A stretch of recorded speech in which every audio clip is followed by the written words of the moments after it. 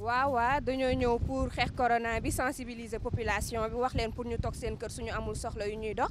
suñu toogee seen kër aussi ñu leen di recommander pour ñu utiliser savon ordinaire chaque 30 minutes raxas seen loxo yi pendant 30 secondes à défaut fekkee dañoo génn am ay soxla yu ñuy dox ñun tam ñoo ngi ci mbedd bi pour di leen proposer ay gel wan leen nan la ñuy utiliser gel yi hydroalcoolique yi pour ñu mën a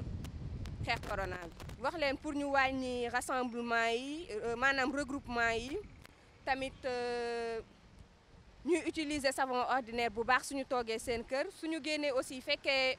mun nañ suñuy génnaale ñu yóbbaale ay désinfectant seen biir saak ñu yoraale ko loolu rek daal lañ mën a wax aussi tamit kuy sëkkët nga sëkkët ci mouchoir fekkee amoo mouchoir nga sëkkët ci sa conc bi. waaw vraiment lii moom lu rafet la quoi que dëkk fi mu toll nii gis nga gis genre acte yi moom yaakaar naa Sénégalais bu ko gis bu nekk rek da nga war a ñëw taxaw seen wet. kenn warul romb daal gis lii te laaloo quoi te laaloo si parce que fi jamono ji toll monde bi toll Sénégal warul des ginnaaw waaw dañu war a jàpp si bu baax a baax man moo ngi ni sam poche dama ko yor sam poche chaque instant comme yoruma ndox bu ak saabu léegi na arrivé kër ga wala fenn fu am ndox ak saabu ma raxasu mais lii lu baax la initiative bi bu baax la lu baax la nit ñëpp dañu war a jël exemple bi ñëw jël seen temps laal ci gel bi comme yoruñ saabu laal ci gel bi loolu moo am solo comme ñoo ne si mbedd mi. amuñu jafe-jafe parce que am na ñoo xamante ne dañ koy rafetlu bu baax mais am na ñoo xamante ne da nga leen di may duñ la sax faale dañuy dem mais genre ñun dañuy proposer rek ku bëgg dañ lay def expliquer la wax la nan ngay defee ku bëggul tamit ñu ne la merci bàyyi la nga dem. te gis nañ Sénégal fan yi yëpp cas communautaire yi ñu ngi yokk te xamuñ cas communautaire yi fan lay jógee ñu ngi naan virus bi dafa nekk ci kaw donc sensibilisation bi je pense que c'est important quoi en fait parce que ku gis diaspora bi nit yi ni ñuy deeyee foofu diaspora bi ñu bëri ñu ngi leen tëj seen biir kër yi donc feebar bi du ay caaxaan daal en fait bu ñuy génn sax dañoo war a takk masque sol ay gants pour moytu daal gën a moytu en fait loolu laa gis parce que c'est devenu sérieux maintenant l'heure est grave. tey ku nekk tegoon sa kër yaakaar naa jàngoro bi dañ na bu yàgg mais Sénégal nag dañoo toll fi nga xamante ni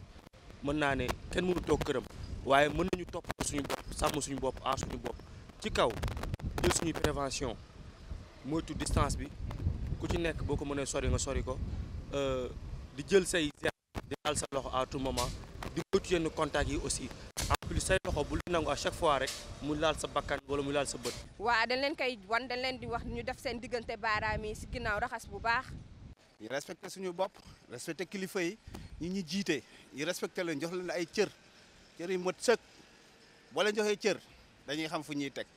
bu ñu leen joxul cër du ñu xam fu ñuy teg parce que dañuy tâtonner tout le temps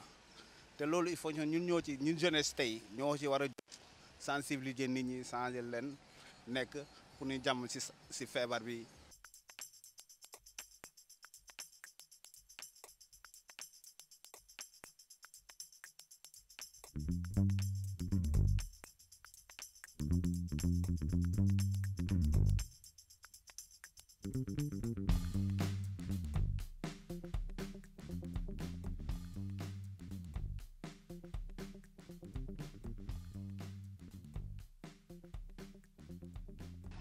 mais daal am nañu ay points fii Dakar comme am na yu nekk Almadies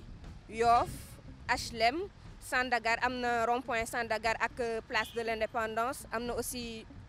Jet d'eau Castor ak feneen ak feneen. waaw xale jigéen yi moom en fait lu ñu def nii rôle bu important dans la société. waaw di leen jaajëfalaat bu baax a baax ci liggéey bu rafet bi ngeen def ni tey di leen wax ni yàlla na fi yàlla jëlee feebar bi moom rek moo ko fi indi moom rek moo ko fi mën a jëlee jàmm ak salaam parce que bu doon xaalis la ba léegi yaakaar naa feebar bi fi mais du xaalis du xam-xam suñu borom rek nañ ñaan yàlla jëlee ko fi jàmm ak salaam ba ñëpp reprendre activité yi parce que instant bi dëkk bi métti na trop quoi vraiment.